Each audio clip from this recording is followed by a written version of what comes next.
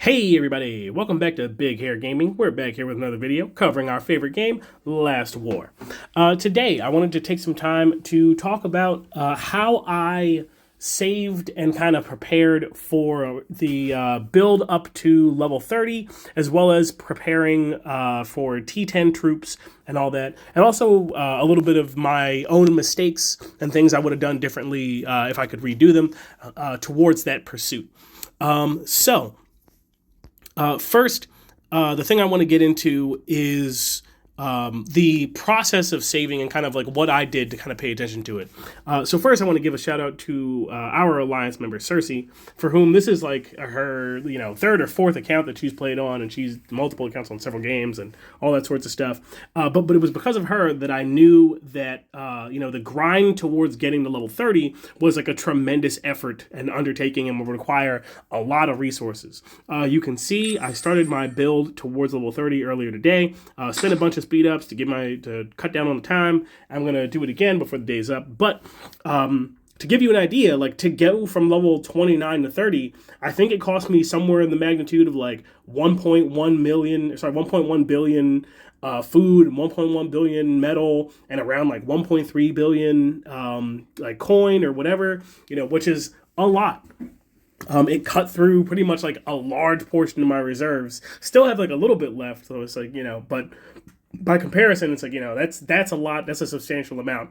But because I knew it was coming, I planned ahead, and I want to talk about like how I spent my resources to be prepared for this big expenditure.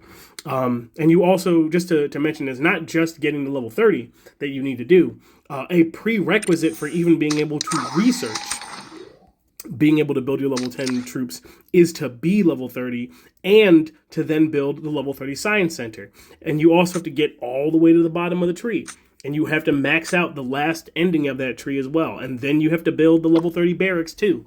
So it's not just build your HQ to level 30. There's a lot of other steps that you still have to have resources to do.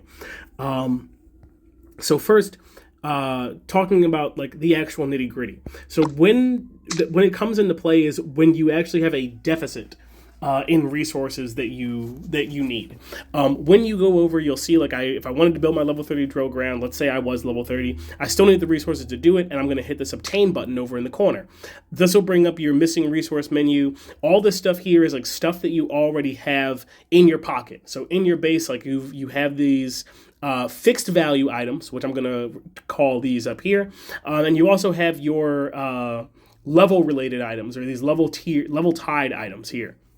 And then at the bottom, you have your generic resource chests.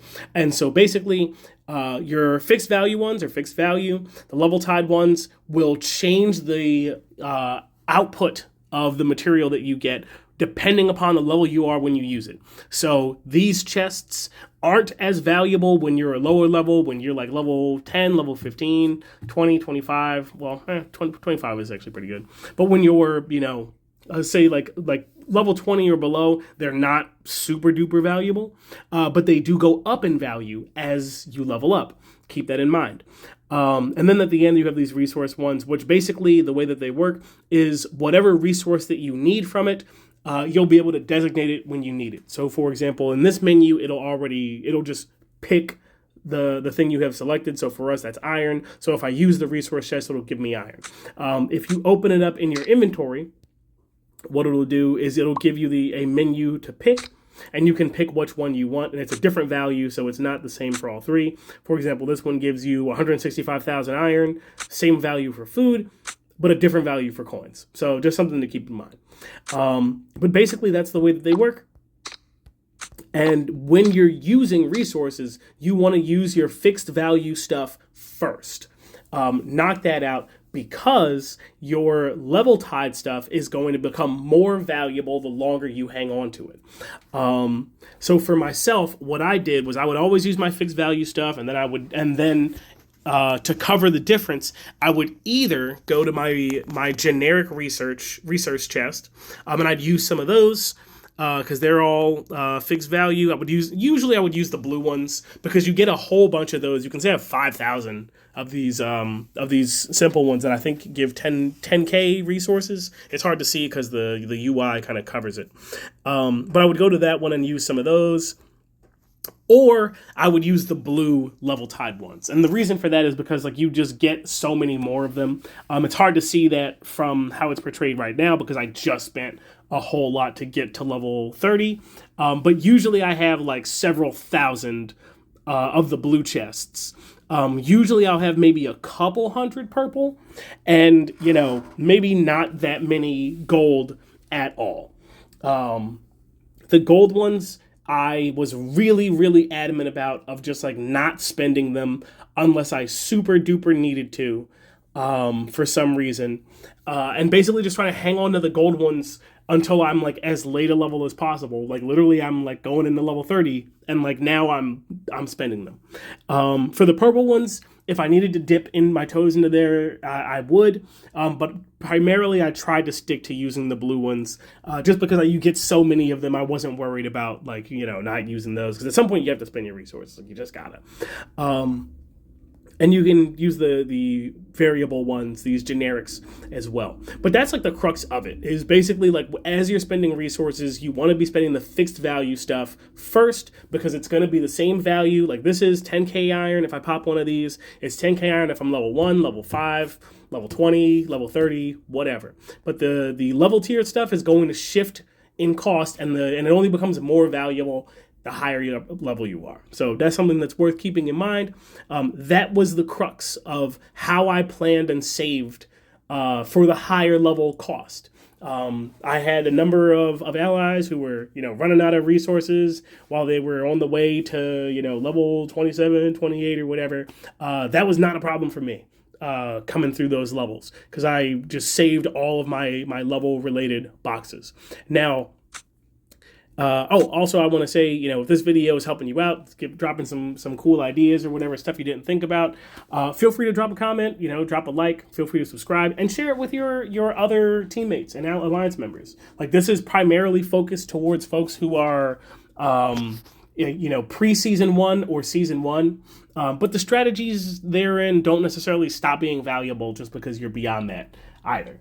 If you're not at level 30, I think this is a big help. So you'll have the resources to push to level 30 and you won't be, running out. I'm probably still going to run out even though I did save. I knew I would. I just wanted to make it easy. Now, going on to the mistake that I made. I've spoken about it before in other videos, but I wanted to put it in its own video just to make sure that everybody can see it and you can find it and, relate to it so you're not searching. But my mistake was in the Special Forces tree. Actually, if you go all the way down to the bottom where the research for T10s is, you'll note that the prerequisites are that everything before it or leading up to it needs to be level 10. So because this is the only node that I could view like what the prerequisites were that were meaningful, because that they change as you go through the tree, I wrongfully assumed that everything in the tree from top to bottom had to be level 10, but that is not the case. Only these last 4 nodes need to be at level 10. So all that you need to really do is do just enough that it opens up the next pathways of access. You can see by kind of looking at my tree, like around this tier 1, 2, 3 was when I realized that I don't have to max everything top to bottom because I realized that the cost was just so high. I'm like, there's no way that I'm doing it right.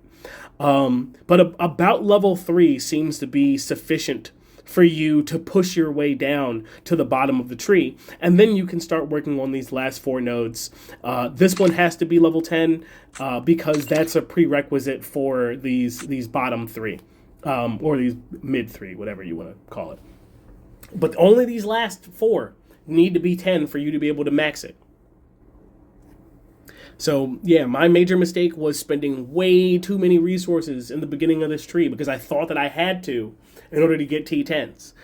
So my big warning for all of the newer players If you're preseason 1 or you're season 1 or you're not or whatever, and you're not yet at level 30 or you're not yet finished with this whole tree, is don't do what I did. Like, that's my biggest regret. I wish I had all these resources that I spent up here. I wish I had them back, because then I wouldn't be scraping the bottom of the barrel for resources where I am right now. So just something that I wanted to share as a cautionary tale, all that sorts of stuff. But I think that'll bring the video to a close, just to share some of my strategy towards how I was saving, the stuff I was planning for, and just to give you a little bit of insight at like the big cost that it takes to push these last buildings to their zenith. Like, this takes, like I said before, it's like 1.1 billion gold, 1.1 billion metal and food. And this is, 350 million coins to push my tech center to level 30. It's nothing to sneeze at. That's big resources. That's a lot of stuff. So with that, thanks for everybody for watching. Thanks for listening. Feel free to share this video, like, comment, subscribe, all that razzmatazz. And I'll catch you in the next one. So long.